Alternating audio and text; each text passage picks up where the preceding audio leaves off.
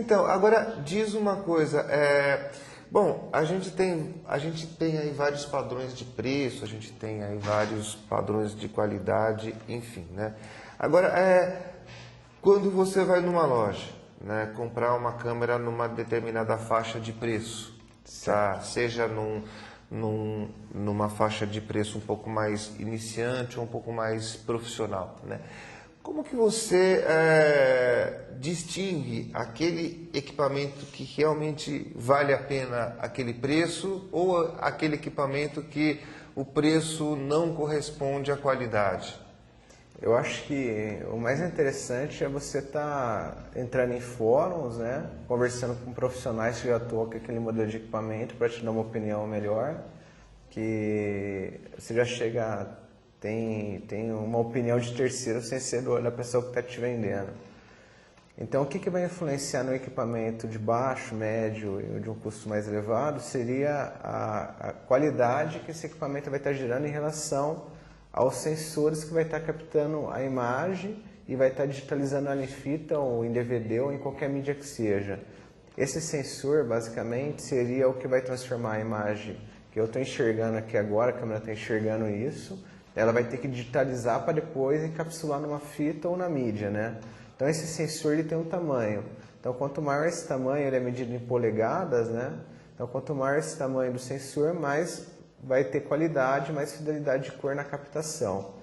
Esse sensor se tiver um tamanho baixo, pequeno, ele vai estar gerando ruídos, né? E esses ruídos não são interessantes para a captação. Mas o que eu acho interessante na avaliação do equipamento realmente não é o tamanho da imagem, porque não adianta eu falar que uma máquina fotográfica, por exemplo, bate uma foto de 10 megapixels, mas lá tem um sensorzinho insignificante que vai dar uma foto desse tamanho sem qualidade e aí não vai ser legal.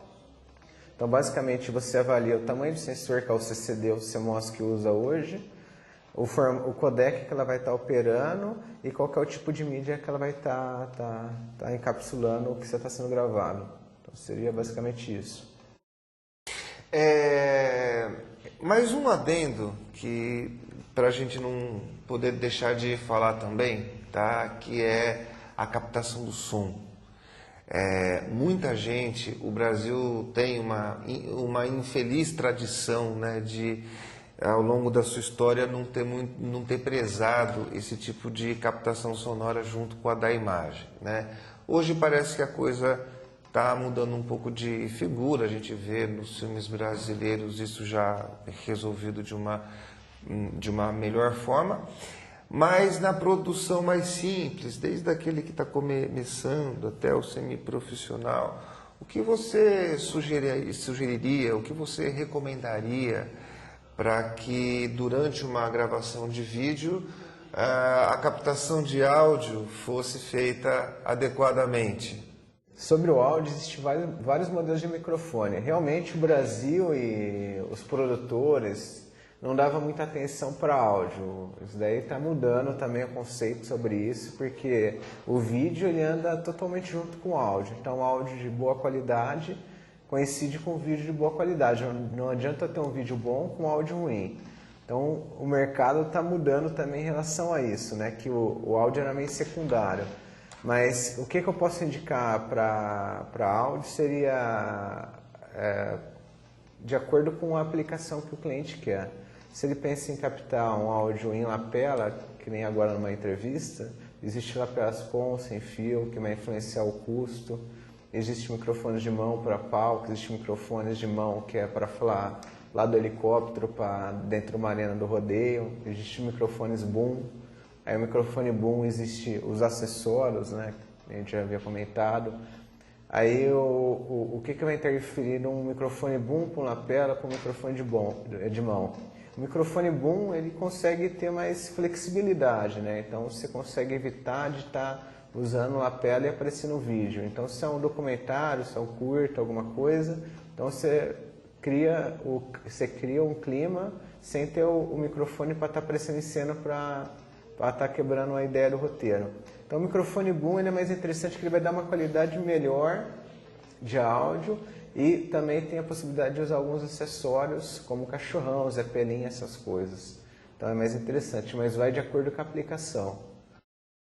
Bom, e para finalizar, seria interessante que você falasse um pouco dos acessórios das câmeras, não só dos cases, mas sobretudo do tripé, de uma iluminação, suporte de luz, esse tipo de coisa que também envolve um certo custo e também uma certa produção, né? Com certeza. O Brasil, eu reparo que está partindo muito, o mercado está mudando muito o jeito de pensar sobre os acessórios. Hoje você tem uma infinidade de acessórios e o pessoal está absorvendo muito de fora isso daí também, né? Então o mercado está se conscientizando sobre o uso também. Eu falo não só de acessório como tripé, que você tem que ter um tripé numa produção, mas acessórios como um matching box, que você consegue utilizar filtros, né? E dar uma melhorada na sua fotografia, mas também como acessórios de monitor, acessórios como longarina, acopladores de lente, que você consegue dar uma profundidade, dar uma cara de cinema, numa captação feita com câmera HD, então você também consegue estar trabalhando a profundidade. Então o pessoal está partindo muito para esse tipo de acessório hoje, então a busca cada vez mais está ficando mais intensa.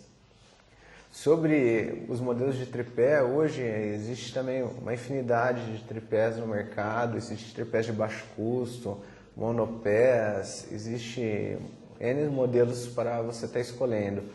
Mas basicamente vai de quanto a pessoa quer investir, que existe tripés de R$600, como existe tripé de R$50 mil. Então vai qual é a câmera que a pessoa vai estar operando, qual que é a quantidade que a pessoa pensa investir, qual que é o tipo de operação que ela vai ter. Qual seria a diferença de um tripé de R$600 para um de R$5 mil, por exemplo? O que vai mudar de um tripé mais barato para um tripé mais caro, basicamente é o material que esse tripé vai ser construído. Pode ser um tripé que é construído em alumínio, ferro ou fibra de carbono. Então, dependendo do tipo de trabalho que você tem, se é um trabalho de um documentário no meio do mato, então é interessante que o tripé e o equipamento seja leve. Então, a fibra de carbono cai muito bem para um tipo de tripé mais caro. E também o que vai mudar entre os valores é se o tripé é mecânico, se o tripé é semi-hidráulico ou se ele é totalmente hidráulico. E a diferença de valor também está no que você vai estar pondo em cima do tripé. Se é uma câmera mais pesada, é um tripé mais caro. Se é uma câmera mais leve, é um tripé mais barato. E o que vai mudar também é a mecânica do tripé. Ó. Então você tem vários tripés caríssimos que tem uma mecânica mais refinada, com movimentos mais contínuos e leves, né? Em relação ao tripé de menor custo, que você não consegue ter um movimento tão preciso. Então o que vai estar influenciando seriam esses fatores.